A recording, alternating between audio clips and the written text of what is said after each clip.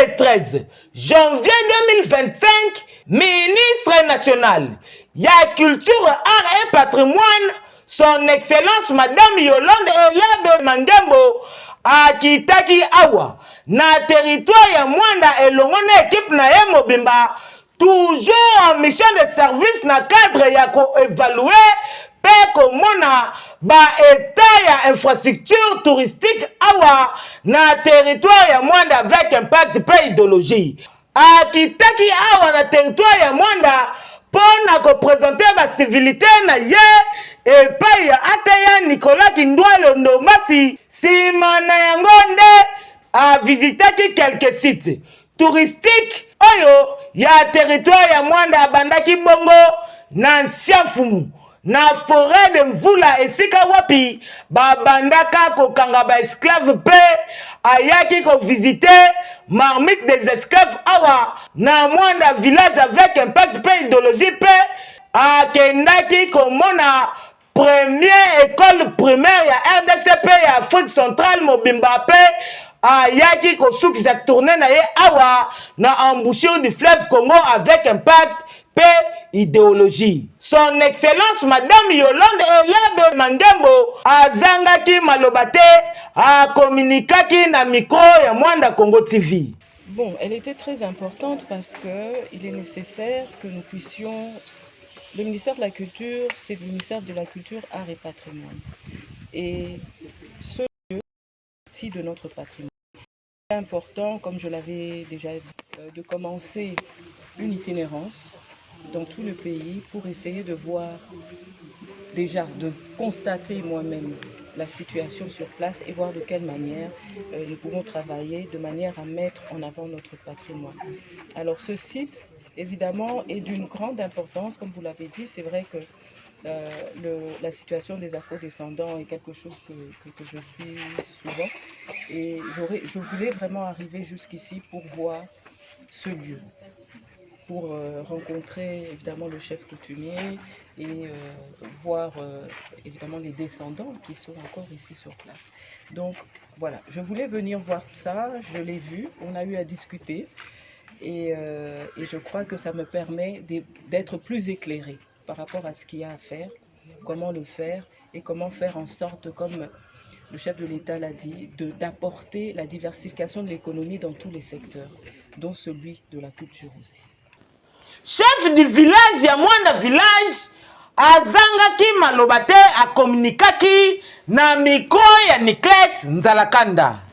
En fait, nous sommes dans les sites où nous appelons ça les trous des esclaves.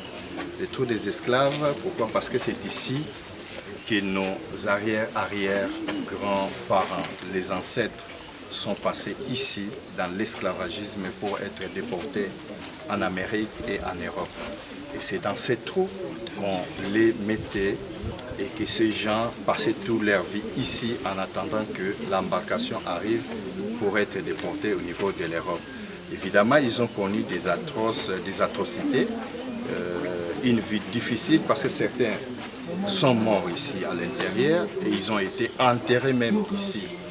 Et même, je dirais plus loin, lorsqu'on a fait ces trous, on a refait encore au niveau de l'État congolais, nous avons quand même vu quelques restes des humains qui prouvent réellement que ces trous a été exploité pour l'esclavagisme. Et c'est une situation très difficile parce que nous sommes dans la province du Congo central et c'est ce village qui a connu au fait un peu les dépôts de tous les esclaves avant d'être déportés en Europe ou en Amérique. Et dans ces trous, vous voyez, il y a la marmite. La marmite que nous avons, c'est une marmite des esclaves. Pourquoi nous appelons ça marmite? Je crois que quand vous verrez la forme de cette marmite, vous pouvez dire, mais est-ce que c'était possible de préparer la nourriture dans cette marmite?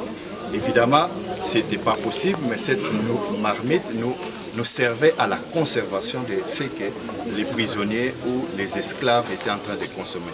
Donc voilà, ces trous est un trou très important pour nous, les villageois de Mwanda Village, pour tous les groupements, que ce soit la famille de Chisinda, Yondika, nous sommes représentés ici parce que nos ancêtres étaient dans ces trous.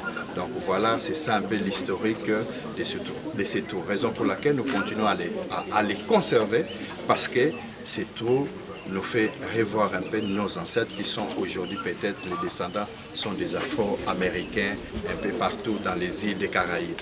Voilà un peu les trous des moindres villages. Oui, dans le processus, ces trous intervenaient juste après avoir capturé les esclaves et on les amenait ici. Évidemment, il y avait des esclaves qui venaient partout, ailleurs, en République démocratique du Congo, partout. Donc on les amenait ici. Pourquoi ici? C'est parce que nous sommes à la porte d'entrée de l'Europe et de l'Amérique. Nous sommes à l'océan Atlantique. C'est l'unique endroit où nous pouvons voir l'océan Atlantique dans notre pays. Raison pour laquelle, à l'époque, là, il n'y avait pas d'avion, il n'y avait pas de train, il y avait peut-être des embarcations, des bateaux. Donc les bateaux arrivaient ici, derrière nous, derrière les arbres que vous voyez. Et c'est ici qu'on prenait les esclaves qui étaient dans les trous, on les faisait sortir pour les amener en Amérique. Voilà, c'est ça le processus dont ont suivi les esclaves. esengaka nde boye eloko oyo population bazwa kosenga eza ke mboka na biso bavalorize mpe basite touristique na biso mpo ekotisaka quelque chose na kesi ya l'État toujours na cadre ya tourisme avec impact mpe idéologie.